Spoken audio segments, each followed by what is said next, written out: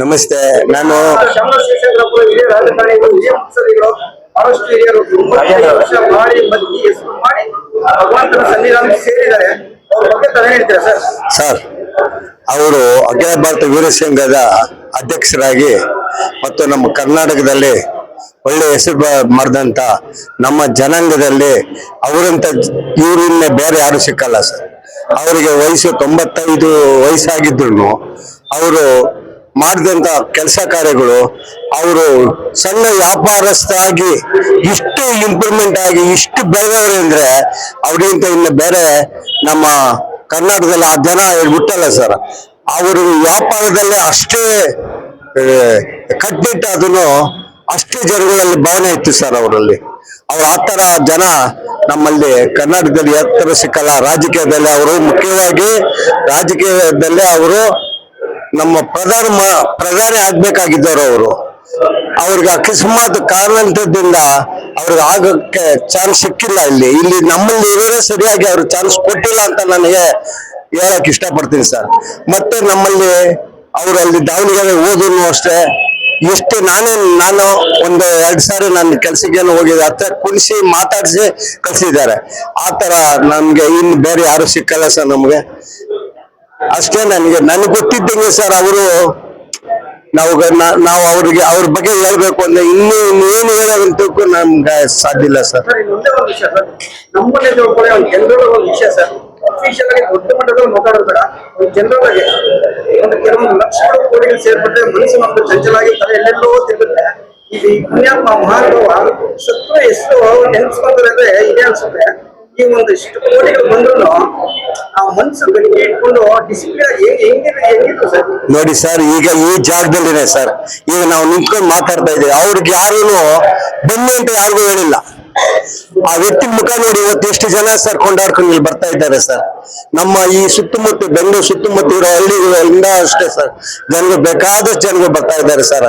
ಆ ವ್ಯಕ್ತಿ ಇನ್ನ ಸ್ವಲ್ಪ ದಿವಸ ನಮ್ಮ ಕರ್ನಾಟಕದ ಬದುಕಬೇಕಾಯ್ತು, ನಾವು ಕಳ್ಕೊಂಡಿದೀವಿ ಸರ್. ಅಂತ ಮನ್ಸ ಪರಮಾತ್ಮ ಅಂತ ನಾವ್ ಹೇಳ್ಬೋದು ಸರ್. ಅವ್ರು ಇನ್ನ ಅವ್ರ ಬಗ್ಗೆ ನಾವ್ ಇನ್ನೇನು ಹೇಳಂತದಿಲ್ಲ ಸರ್. ಅವ್ರ ಮುಂದೆ ನಾವ್ ಹಿಂದೆ ಸರ್, ಅಷ್ಟೇ ಸರ್ ನಾವು ಹೇಳ್ಬೇಕಾಗಿರೋದು.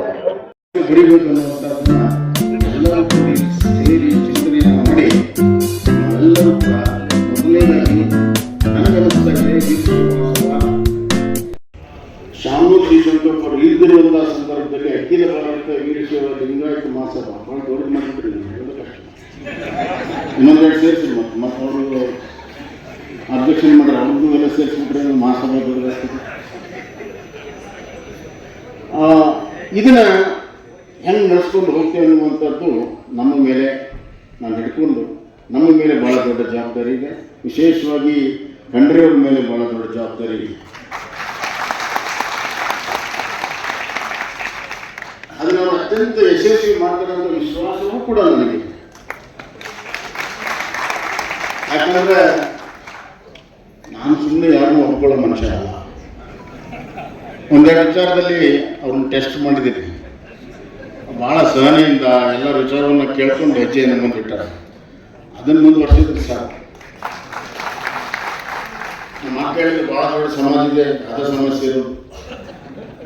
ಭಾಳ ದೊಡ್ಡ ಸಮಾಜ, ಭಾಳ ದೊಡ್ಡ ಜನ, ಭಾಳ ಬುದ್ಧಿವಂತರು, ಭಾಳಷ್ಟು ಬುದ್ಧಿವಂತರು ಒಂದು ಕಡೆ ಕೂಡಿದ್ರೆ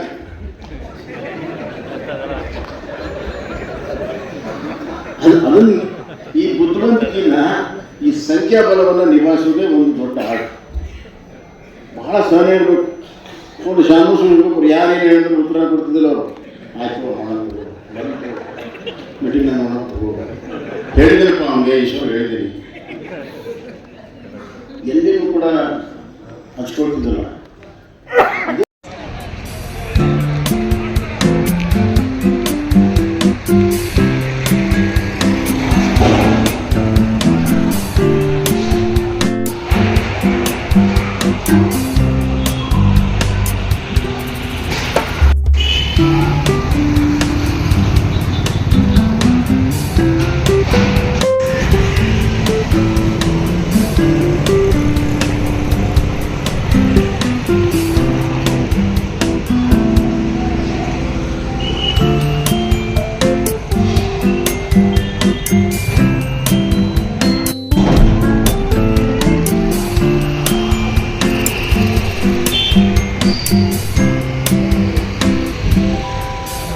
ಮಾಡ್ತಾರೆ.